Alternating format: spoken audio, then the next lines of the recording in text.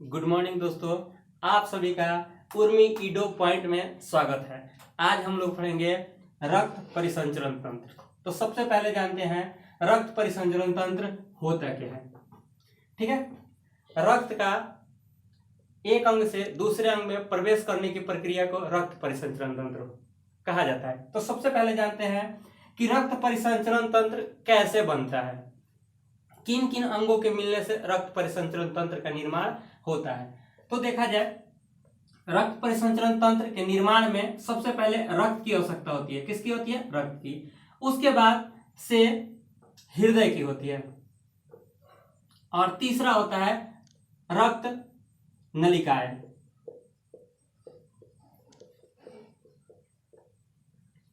इन तीनों के मिलने से किसका निर्माण होता है? रक्त परिसंचरण तंत्र का निर्माण होता है। आपसे क्वेश्चन पूछा जा सकता है कि रक्त परिसंचरण तंत्र का निर्माण किनके मिलने से होता है।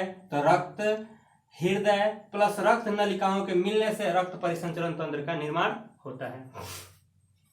आगे हम लोग देखते हैं आगे कि रक्त परिसंचरण तंत्र का खोज विलियम हार्वे ने किया था। विलियम हार्वे ने रक्त परिसंचरण तंत्र का खोज किसने किया था? विलियम हार्वे ने किया था। ठीक, कब किया था जी? 1628 ईस्वी में। 1628 ईस्वी में रक्त परिसंचरण तंत्र का खोज विलियम हार्वे ने किया था और ये इंग्लैंड के रहने वाले थे। विलियम हार्वे जो थे कहाँ के रहने वाले थे? इंग्लैंड के रहने वाले थे। रक्त परिसंचरण तंत्र का अध्ययन रक्त परिसंचरण तंत्र का अध्ययन को क्या कहा जाता है? एंजियोलॉजी कहा जाता है। एंजियोलॉजी। ठीक है, अब यहां बात आता है कि एंजियोलॉजी का खोज किसने किया या एंजियोलॉजी का पिता किसे कहा जाता है। तो एंजियोलॉजी का पिता कहा जाता है विलियम हार्वे को। विलियम हार्वे को किसका पिता कहा जाता है जी? एंजियोलॉजी का पिता कहा जाता है। ठीक है, और रक्त परिसंचरण तंत्र का खोज भी किसने किया था? विलियम हार्वे ने ही किया था। ठीक है, अब देखा जाए रक्त परिसंचरण तंत्र की जांच। एक और सवाल आता है कि जब रक्त परिसंचरण तंत्र में गड़बड़ी हो जाती है, रक्त परिसंचरित नहीं हो पाता है, तो इसके जांच के लिए क्या किया जाता है? तो इसके जांच के लिए सोडियम 24 का उपयोग किया जाता है। रक्त परिसंचरण तंत्र के जांच के लिए सोडियम 24 का प्रयोग किया जाता है। यह आइसोटोप है सोडियम 24। सोडियम 24 से किसका जांच किया जाता है? रक्त परिसंचरण तंत्र का। सोडियम 24 से इसकी जांच होती है। ठीक है, इसको आप लोग स्क्रीनशॉट कर लेंगे। आगे बढ़ते हैं। अब देखते हैं रक्त परिसंचरण तंत्र के प्रकार के बारे में। तो रक्त परिसंचरण तंत्र दो प्रकार के होता है। कौन कौन? एक बंद रक्त परिसंचरण तंत्र होता है,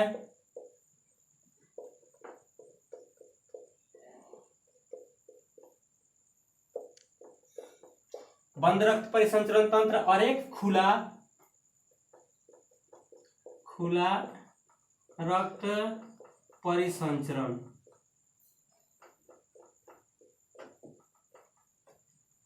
बंद रक्त परिसंचरण तंत्र, खुला रक्त परिसंचरण तंत्र। अब जानते हैं कि इनके बारे में और इनके बारे में।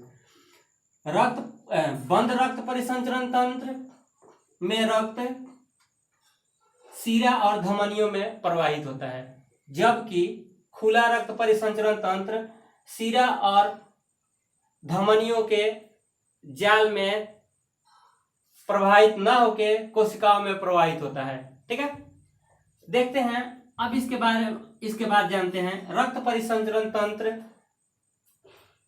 जो बंद रक्त परिसंचरण तंत्र है वो किन में पाया जाता है। ठीक है, तो ये मेनली दो ही वर्ग के जीवों में पाया जाता है। एक तो आर्थ्रोपोडा, दूसरा मोलास्का। आर्थ्रोपोडा और दूसरा है मोलास्का। ठीक है, अब आपके दिमाग में आ रहा होगा कि आर्थ्रोपोडा जीव के अंतर्गत कौन कौन से वर्ग में कौन कौन से जीव आते हैं। ठीक है, तो देखा जाए आर्थ्रोपोडा में जितने कीट वर्ग हैं सभी आर्थ्रोपोडा में आ जाते हैं। ठीक है, मोलास्का में सीप, घोंघा, ऐंठा, शंख इत्यादि मोलास्का वर्ग में आते हैं।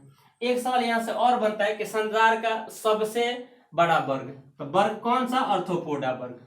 ठीक है, इस बात को भी ध्यान में रखेंगे। ठीक है, और इन दोनों को छोड़ के बाकी जो भी वर्ग आता है वो उनमें खुला रक्त परिसंचरण तंत्र पाया जाता है। ठीक है, जैसे पीसीज वर्ग, एम्फीबिया वर्ग, रेप्टाइल वर्ग, एबीज वर्ग इत्यादि वर्गों में किस प्रकार का रक्त परिसंचरण तंत्र पाया जाता है? तो खुला रक्त परिसंचरण तंत्र पाया जाता है। ठीक है,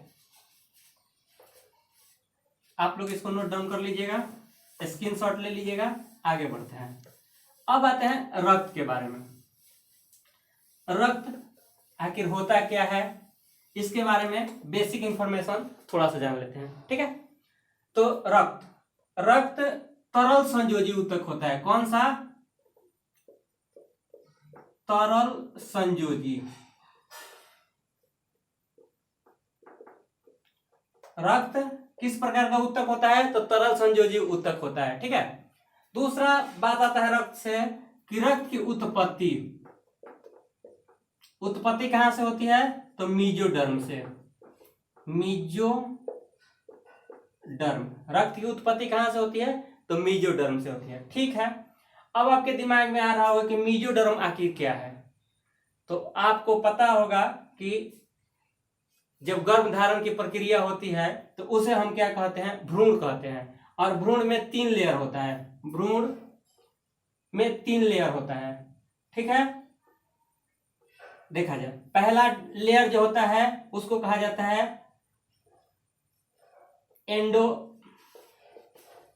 एंडोडर्म। दूसरा जो लेयर होता है उसे कहा जाता है मीजोडर्म।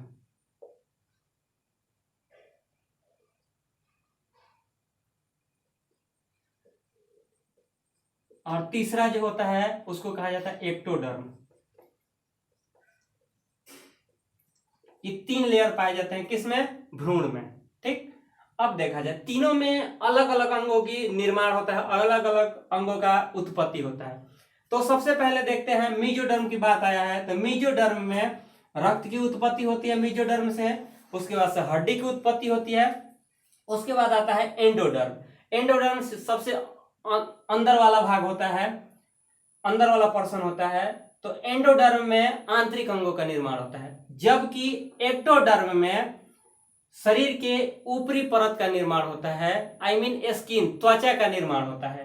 ठीक है, ये है मीजोडर्म। आगे बढ़ते हैं, रक्त से संबंधित और सारे बातों को जानते हैं। रक्त में रक्त एक कोलाइडी विलयन है। कोलाइडी विलयन। ठीक है, अब आपके दिमाग में आ रहा होगा कोलाइडी विलयन। तो कोलाइडी विलयन के बारे में जान लेते हैं। वैसा विलयन जिसके कणों का आकार 1 नैनोमीटर से 1 nm से 100 nm। nm का मतलब नैनोमीटर। 1 नैनोमीटर से लेकर 100 नैनोमीटर के बीच होता है। वैसे विलयन जिनके कणों का आकार 1 नैनोमीटर से लेकर 100 नैनोमीटर के बीच होता है, उस प्रकार के विलयन को हम क्या कहते हैं? कोलाइडी विलयन कहते हैं। तो रक्त किस प्रकार का विलयन है? कोलाइडी विलयन है। ठीक है, ये भी बेसिक चीज है। आगे बढ़ते हैं, रक्त के बारे में जानते हैं। रक्त का पीएच मान तो 7.4 होता है। ठीक है, पीएच मान इसका कितना होता है? 7.4। तो थोड़ा पीएच मान के बारे में जान लेते हैं। रक्त का पीएच मान 7.4 होता है। तो पीएच मान का खोज सबसे पहले जानते हैं, सरेल्सन नामक एक वैज्ञानिक थे जिन्होंने पीएच मान का खोज किया था। ठीक है, किसका? पीएच मान। ठीक, पावर ऑफ हाइड्रोजन। ठीक है, पावर ऑफ हाइड्रोजन कहिए या पोटेंशियल ऑफ हाइड्रोजन कहिए। ठीक है, अब देखिए सरेल्सन ने किया था 1909 ईस्वी में। ठीक है, पीएच मान का खोज। आगे बढ़ते हैं, रक्त से संबंधित और सारी बातें जानते हैं। रक्त मेल और फीमेल।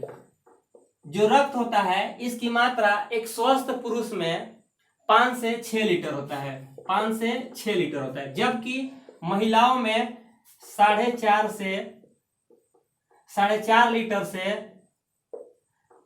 से 5.5 लीटर तक होता है। कितना होता है? पुरुषों में 5 से 6 लीटर होता है, जबकि महिलाओं में 4.5 लीटर से 5.5 लीटर होता है। ये शरीर का, ये टोटल शरीर के भार का 7% होता है। एक स्वस्थ मनुष्य के, आपसे पूछा जा सकता है कि एक स्वस्थ मनुष्य के शरीर के भार का कुल कितना परसेंट उसके शरीर में रक्त होता है, तो 7% होता है, 7% रक्त होता है। ये हमेशा इस बात को आप लोग याद रखेंगे, ठीक है, 7% होता है। ठीक, जैसे भी पूछा जा सकता है कि एक व्यक्ति 70 केजी का है तो उसके शरीर में रक्त कितना प्रतिशत होगा या कितना लीटर होगा, तो उसका 7% आप निकाल लीजिए, जितना होगा उतना होगा। ठीक है, अब देखते हैं रक्त का अध्ययन। अब रक्त का अध्ययन किस में किया जाता है? तो रक्त का अध्ययन हीमेटोलॉजी में किया जाता है। हीमेटोलॉजी, रक्त का अध्ययन किस में किया जाता है? रक्त का अध्ययन हीमेटोलॉजी में किया जाता है। ठीक है, आगे देखते हैं रक्त का रंग कैसा होता है? लाल होता है। रंग कैसा होता है? लाल होता है। और रंग लाल किसके कारण होता है? हीमोग्लोबिन के कारण।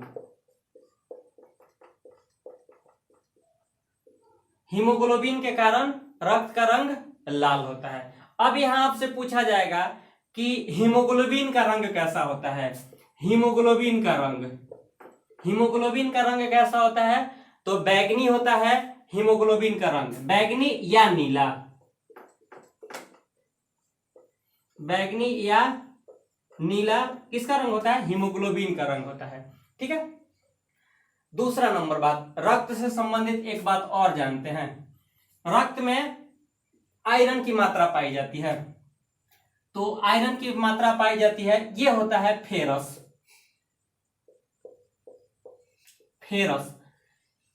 इसको Fe+2 भी कहा जाता है। ठीक है, फेरस 2 प्रकार के होता है, Fe+2 और एक होता है Fe+3। Fe+2 को फेरस कहा जाता है, जबकि Fe+3 को क्या कहा जाता है? फेरिक कहा जाता है। ठीक है, एक बात और, रक्तदाब की माप एस्फिग्नोमैनोमीटर से किया जाता है।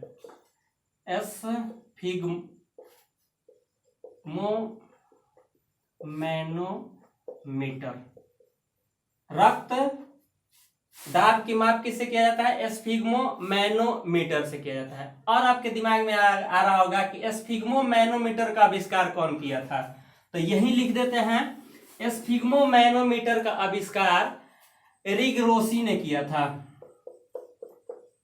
रिगरोसी एक वैज्ञानिक थे जिन्होंने एस्फिग्नोमैनोमीटर का आविष्कार किया था। ठीक है, हमें आशा है कि आप सभी को ये वीडियो बहुत पसंद आया होगा।